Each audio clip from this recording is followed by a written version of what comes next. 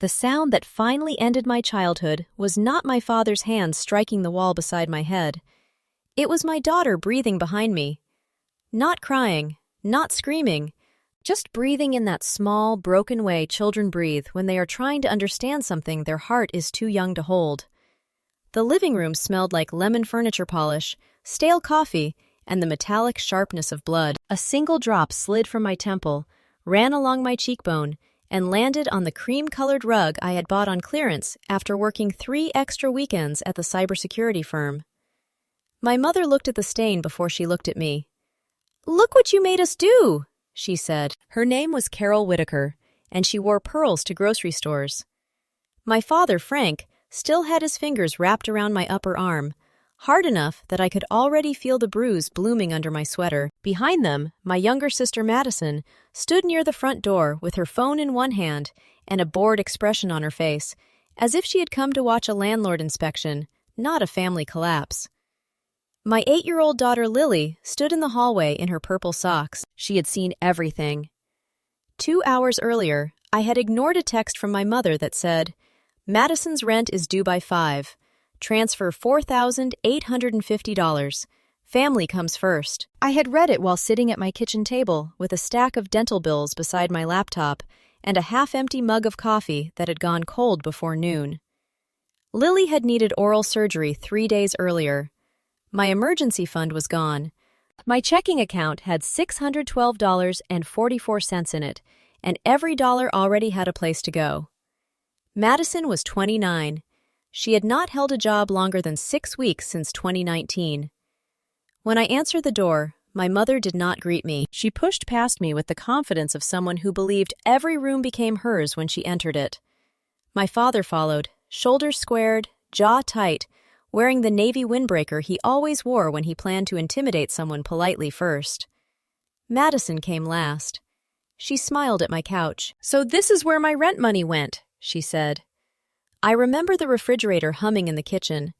I remember the soft click of Lily's colored pencils rolling off the dining table. I remember my own voice sounding strange, steady and distant when I said, "I am not paying Madison's rent. Not this month. Not next month. Not again." My mother laughed like I had told a joke at church. "You don't get to abandon your sister because you suddenly think you're important," she said. I had heard versions of that sentence my whole life. When I was 16 and gave Madison my babysitting money because she had crashed my mother's car into a mailbox. When I was 23 and used my signing bonus to cover my father's back taxes. When I was 31 and sold my grandmother's bracelet, the only piece of jewelry she had left me, because Madison needed one last reset after maxing out 3 credit cards. There was always one last reset. There was always one more emergency. And somehow, I was always the bank. "Lily's medical care came first," I said. That was when my father stepped closer. "Your daughter has food and a roof. Madison is about to be homeless." "Madison is about to experience a consequence," I said. My mother slapped me so hard my left ear rang. My father grabbed my arm before I could step back. The bookshelf hit the side of my head with a dull crack, and the room tilted toward the floor while Lily made a sound I will hear for the rest of my life. Then silence. My mother adjusted her pearl necklace. My father released my arm slowly, as if he had simply corrected my posture. Madison looked down at her phone and muttered, "You always make everything dramatic." Lily ran toward me, but my mother blocked her with one manicured hand. "Stay out of grown people's business," she snapped. "Maybe if your mother had learned obedience, you wouldn't have to see this." Something inside me changed then. Not loudly, not dramatically. There was no lightning, no music, no sudden heroic speech. Just a door closing somewhere deep in my chest. For 34 years, I had confused endurance with love. I had mistaken silence for peace. I had allowed my parents to call exploitation loyalty because it was easier than admitting I had been raised inside a machine that only worked when I kept feeding it. I looked at Lily's face. The machine stopped. "Get out," I said. My mother laughed.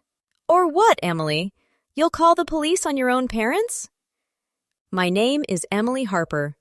I am a single mother, a security compliance analyst, and the person companies call when someone thinks deleted files disappear forever. I know how to trace a login through a hotel Wi-Fi router. I know how to recover metadata from a scanned signature. I know how to build a timeline so clean that even a liar starts believing the truth is watching him. That night, I did not explain any of that. I took Lily by the hand, walked into my bedroom, and locked the door. My parents stayed in my living room like squatters with shared DNA. I heard them opening cabinets. I heard my father turn on the television. I heard Madison complain that I only had store-brand sparkling water in the refrigerator.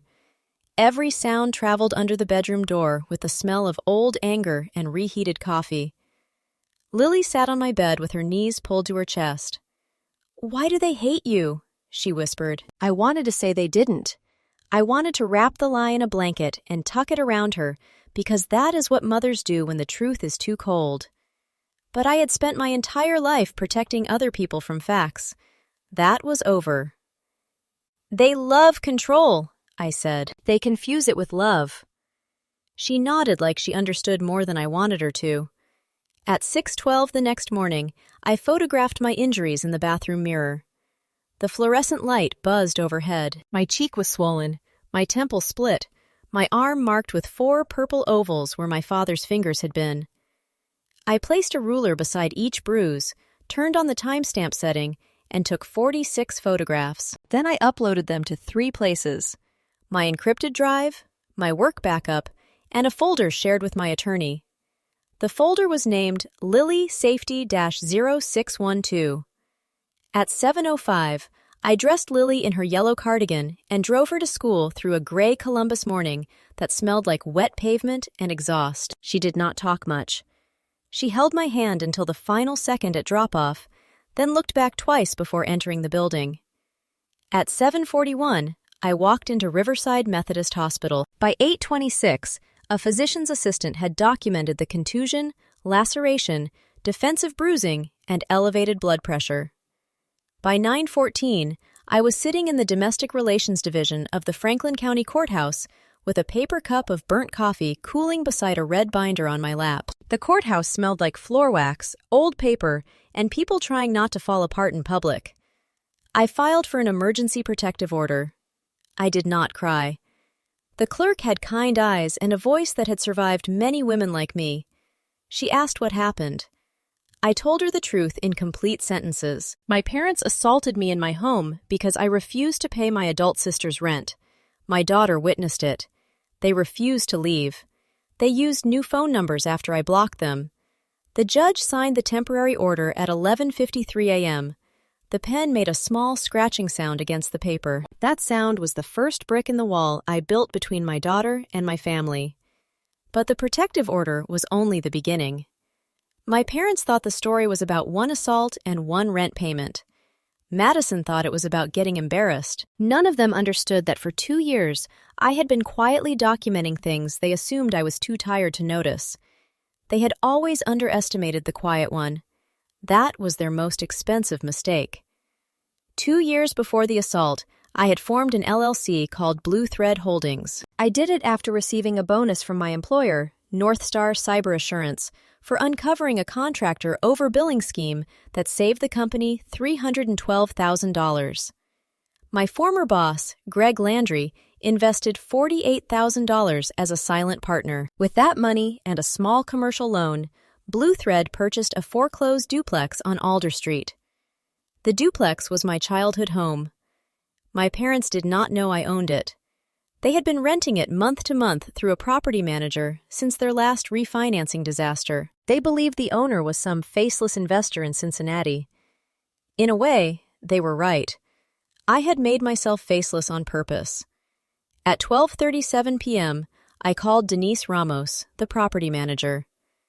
"Are the Whitakers current?" I asked. There was a pause. Papers shuffled. A keyboard clicked. "Emily, they're 3 months behind. March, April, and May. Total due is $6,975, not including late fees. I was going to send a notice Monday." "Don't," I said. "You want to wait?" "No, I want to do it correctly. Certified mail, 30-day notice. Include the clause about property damage and unauthorized occupants. Denise went quiet. Did something happen? Yes, I said. Now the file matters. I heard her inhale through her nose. Denise had managed enough properties to know that sentence meant court. I'll prepare everything by 3. That afternoon, while my parents were served with the protective order at my house, I sat in my car outside the courthouse and opened a spreadsheet named Family Loans. It had tabs going back 14 years. Every transfer, every Venmo payment, every check, every text message that said, "We will pay you back Friday," followed by 11 Fridays of silence. The total was $86,420. That number did not include interest. It did not include the bracelet. It did not include the cost of becoming the daughter they could always break open when someone else needed saving. At 4:08 p.m., Madison texted from a blocked number. "You are disgusting. Mom is sobbing. Dad says Lily needs to learn what betrayal looks like." I took a screenshot. At 4:09, she sent another message. "If you don't fix this by tomorrow, everybody will know what kind of mother you are." I took another screenshot. At 4:11, she made her first federal mistake. She sent a photograph of an envelope addressed to me at an apartment in Dublin, Ohio, where I had never lived. Under it, she wrote, "Funny what shows up when family handles your paperwork." I stared at the screen for a long time. Then I stopped feeling hurt. I felt focused. The envelope was from a private lender called Mercer Ridge Funding. I had never borrowed from Mercer Ridge. I had never authorized Madison, Carol, or Frank to use my name for anything, but the address triggered something I had ignored months earlier. A soft credit inquiry, a strange IRS transcript access attempt, and a fraud alert I had been too overwhelmed to chase because Lily had been sick. The coffee in my cup had gone bitter. The room inside me went still. I went home after the police removed my parents from the property. The living room smelled like my father's cologne and the chili Madison had microwaved in one of Lily's bowls. I cleaned the blood from the rug with cold water, white towels, and hands that did not shake anymore. Then I opened my laptop. By midnight, I had pulled my credit reports from all 3 bureaus. By 1:30 a.m., I had identified 2 accounts I had never opened: a $22,000 personal loan from Mercer Ridge Funding and a $16,750 credit line through Lakeview Retail Finance. Both applications used my Social Security number, my old employer, and a scanned copy of my driver's license from before I renewed it. Both used the same contact email: madison.whitaker.designs@fastmail.com. People think fraud is clever. Most fraud is lazy confidence dressed as intelligence. Madison had used her own backup email because she assumed nobody would ever look. My parents had helped because the applications listed my childhood home as the mailing address and contained a witness statement with my mother's electronic signature. At 2:07 a.m., I recovered the loan application PDF metadata. Author, Frank Whitaker Desktop. Created, 2025, Chapter 18, 214213. Source IP 73.61.204.118. That was my parents' home router. I backed it up. Then I printed it. The printer hummed softly in the dark kitchen, while Lily slept upstairs with a nightlight shaped like a moon. Each page slid into the output tray like a verdict learning how to breathe. By sunrise, the red binder had 5 sections: assault, harassment, property, fraud, and child safety. I did not call my mother. I did not confront Madison. I made oatmeal for Lily. I braided her hair. I told her the truth in pieces small enough for an 8-year-old heart. Grandma and Grandpa were not allowed near us. Aunt Madison had made unsafe choices. Adults were responsible for their choices, even when they were related to us. Lily stirred brown sugar into her bowl.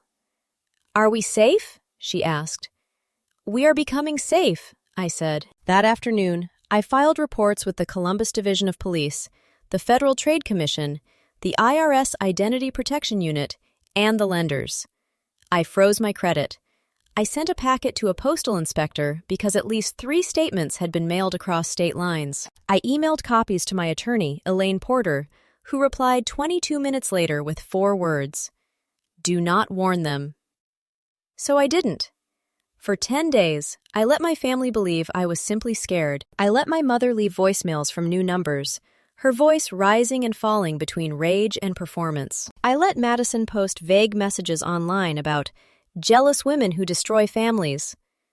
I let my father tell my Uncle Ray that I had suffered a mental break because I worked too much and read too many crime articles. Silence is useful when people are arrogant. They fill it with evidence. On the 11th day, Madison sent a message through my cousin Rachel. "Tell Emily if she drops the eviction and pays the rent, I won't tell the lender she lied on the application too." Extortion looks different when typed by an idiot. I printed it in color. By then, the 30-day eviction notice had been delivered.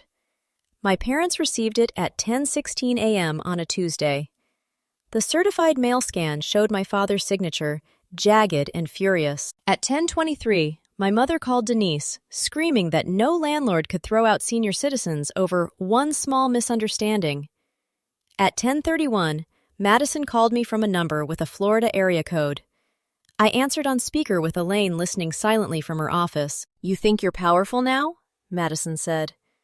"No," I said. "I think I'm finished paying for you." She laughed. There was wind behind her voice, maybe from a beach patio or a pool deck. "You are so dramatic. Mom and Dad were trying to help me. That's what parents do. You wouldn't understand because you use Lily as an excuse for everything." Elaine tapped her pen once against her desk. I kept my voice flat. "Did you open accounts in my name?" Madison snorted. "Don't start acting like you don't owe this family." That was not an answer. "Fine, maybe your credit helped. Maybe Mom said you wouldn't care because you always act rich anyway. Maybe Dad filled out a form. So what? Families help each other." Elaine wrote one sentence on a yellow legal pad and turned it toward the camera. "Say nothing else." So I didn't. Madison kept talking for 9 more minutes. The recording captured all of it. The public stage arrived faster than I expected. It was not a restaurant or a wedding or a dramatic family reunion. It was courtroom 5B in the Franklin County Municipal Court, where the air smelled like waxed floors and damp wool coats. My parents had requested a hearing to contest the eviction. They claimed retaliation, elder abuse, emotional cruelty, and unlawful withholding of family property. Madison came wearing cream trousers, a camel coat, and sunglasses on top of her head like she was arriving at brunch. My mother wore pearls. My father carried a folder so thin it looked embarrassed. Lily was not there. I had arranged for her to spend the morning with my friend Nora, eating pancakes and painting clay animals at a studio in Grandview. My daughter had already witnessed enough adult failure for one lifetime. I walked into court with Elaine and the red binder. My mother saw it immediately. Her mouth tightened. For a second, I saw the old reflex pass over her face, the one that expected me to shrink because she disapproved. Then she looked at the bailiff, the judge, the rows of strangers, and remembered she had an audience. "Your Honor," my father began when the case was called, "our daughter is using money and legal tricks to punish us because we asked her to help her sister. We raised her, we sacrificed for her, and now she is putting her own parents on the street." His voice trembled at the right places. My mother dabbed her eyes with a tissue. Madison stared at me with the tiny smile she used when she thought she had already won. The judge, a woman named Honorable Patricia Bell, looked over her glasses. "Mr. Whitaker, are you denying that you are 3 months behind on rent?" My father hesitated. "We had a family understanding." "That is not an answer." "We intended to pay." Judge Bell turned to Elaine. "Counsel?" Elaine stood. She did not raise her voice. She did not perform. She simply opened the binder and pulled out the lease ledger, certified mail receipt, photographs of property damage, and the police report from the assault. The courtroom became very quiet. My mother stopped dabbing her eyes.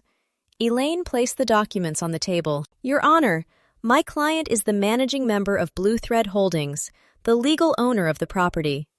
The respondents are month-to-month tenants with unpaid rent totaling $6,975, late fees totaling $840, and documented unauthorized occupancy by Madison Whitaker for at least 57 days. They were properly served. We are prepared to proceed. My father's head snapped toward me. You own it? He whispered. I looked at him. Yes. It was one word. It landed like a safe dropped through glass. Madison's smile disappeared. My mother leaned forward as if the bench had moved farther away. The judge reviewed the paperwork while the wall clock ticked above us with merciless little clicks. Then my father made his second mistake. She can't own that house, he said loudly. That house is family property. We lived there 30 years. Her name was only used for paperwork because she had better credit. Judge Bell looked up. What paperwork? Elaine's hand paused over the binder. My father realized too late that the floor beneath him was not floor. It was a trap door. My mother reached for his sleeve. Frank! But arrogance is louder than fear until the last second. The loans, he said. She knew about them. She always knew. She acts innocent now because she wants control. Elaine turned one tab in the binder. Red to white. Fraud. Your Honor, she said, given Mr. Whitaker's statement, we request permission to supplement the record with documents relevant to identity theft allegations already reported to law enforcement and federal agencies. The judge's eyes sharpened. Are these allegations connected to the tenancy? They are connected to the respondent's claim that my client consented to their use of her financial identity. My mother whispered, Madison, do something.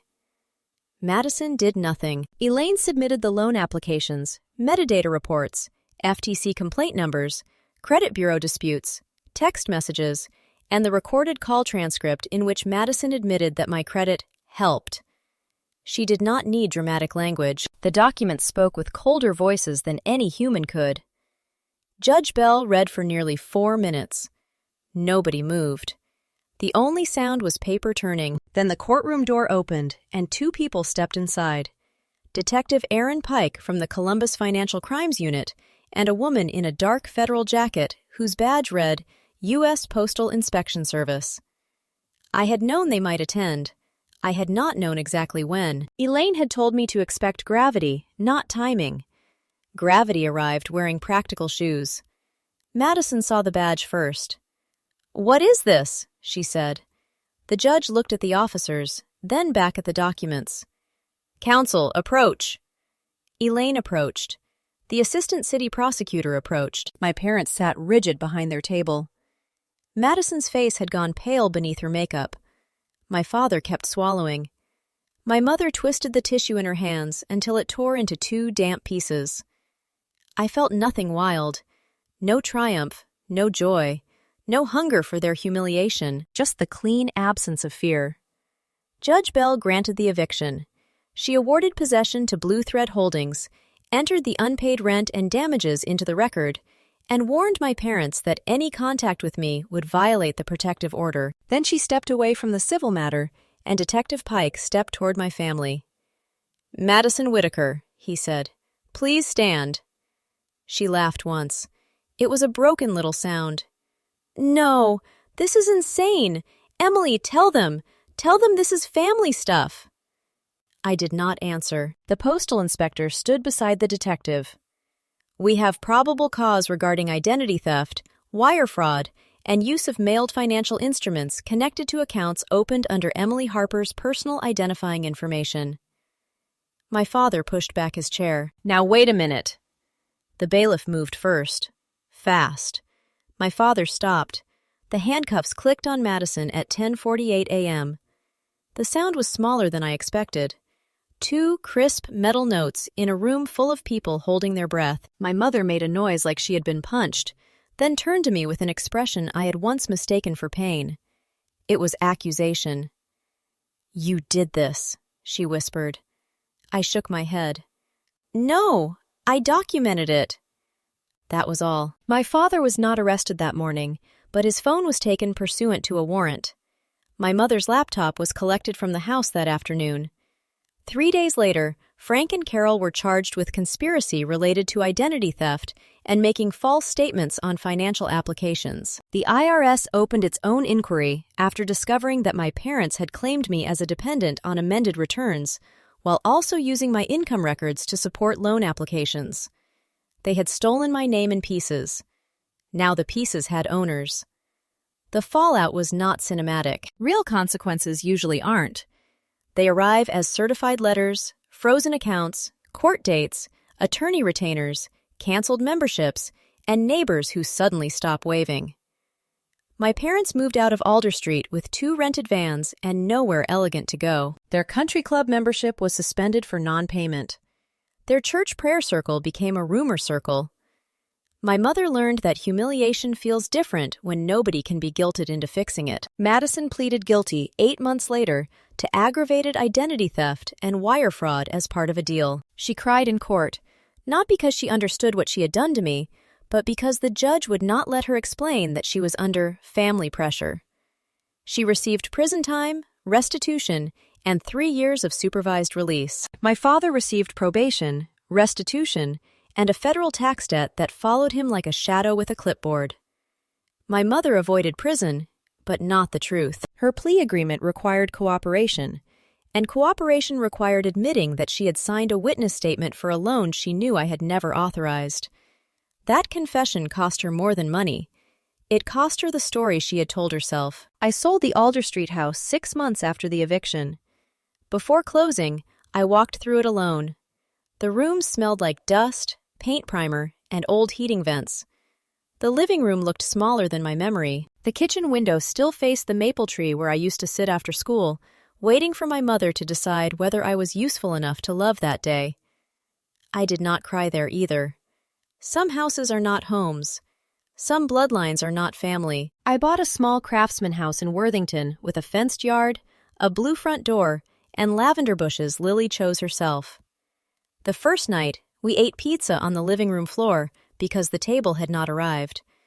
Lily fell asleep under a blanket printed with stars while the dishwasher ran in the kitchen and rain tapped softly against the windows. Peace has a sound. It sounds like no one demanding money. It sounds like a child sleeping without fear. 1 year later, I received a letter from my mother. It arrived in a plain envelope with no perfume, no dramatic handwriting across the flap, no underlined words. I almost threw it away. Instead, I opened it at my kitchen table while Lily practiced spelling words upstairs. Emily, I have spent most of my life calling control love. I punished you for being strong because I wanted your strength to serve everyone but you. I told myself Madison needed more because she was weaker, and I told myself you needed less because you always survived. That was not love. That was theft. I am sorry for touching you, for letting your father touch you, for letting Lily see it, and for helping use your name as if your life belonged to us. I don't expect forgiveness. I just wanted to write the truth once without asking you to pay for it. Carol. I read it twice, then I placed it in the red binder behind the final tab. Not because it fixed anything, because accountability belongs in the record too. My father never wrote. Madison sent one message through her attorney requesting that I support early release. I declined with one sentence. I support the sentence imposed by the court. The old Emily would have explained. The new Emily files clean responses. People ask me sometimes if destroying my family felt good. They ask it carefully, as if revenge must leave a taste in your mouth. But I did not destroy my family. I stopped protecting people from the consequences of destroying me. I stopped paying invoices written in guilt. I stopped calling violence a misunderstanding because the person holding my arm shared my last name. That is not revenge. That is an audit. And audits do not care who cries when the numbers finally balance. Lily is 9 now. She laughs louder. She paints lavender on everything. Sometimes, she still asks questions about Grandma Carol or Aunt Madison, and I answer honestly without feeding her hatred. I tell her people can be sorry and still unsafe. I tell her forgiveness is not a door other people get to kick open. I tell her love should never require you to bleed quietly so someone else can stay comfortable. She listens. She remembers. So do I. On the shelf in my office, the red binder sits between two books on digital forensics. I do not open it often. I don't need to. Its purpose was never to keep me angry. Its purpose was to prove to the frightened woman on the bedroom floor that she had not imagined the handprint, the blood, the threats, the theft, or the years of being treated like a spare part in her own life. The proof mattered. The boundary mattered more. Blood does not make a family. Loyalty does. Safety does. The people who show up without a bill in their hand do. The people who protect your child instead of teaching her to normalize pain do. And if the family you were born into turns your love into a weapon against you, you are allowed to put that weapon down and walk away. You are allowed to choose peace. The strangest part of rebuilding was how ordinary it looked from the outside. I still packed lunches, answered security questionnaires, compared grocery prices, and reminded Lily to brush the back teeth, not just the front ones. I still sat in traffic on I-270 while the radio played songs I barely heard. But underneath those ordinary things, something permanent had shifted. I no longer rehearsed explanations for people committed to misunderstanding me. I no longer answered messages designed to make me panic. I no longer measured my goodness by how much pain I could absorb without making anyone uncomfortable. Freedom did not arrive as fireworks. It arrived as a deleted contact. It arrived as a court order folded into a fireproof box. It arrived as Lily hanging her drawings on the refrigerator without glancing toward the front door. It arrived as my own voice, calm and unfamiliar, saying no without apologizing afterward. For the first time in my life, the silence in my house did not feel like punishment. It felt like mine. If this story reached you, comment your age and the country you're watching from. Tell me whether Emily was too harsh or exactly right. And if you believe family should never be allowed to hide abuse behind the word love, subscribe to the channel and stay for the next story.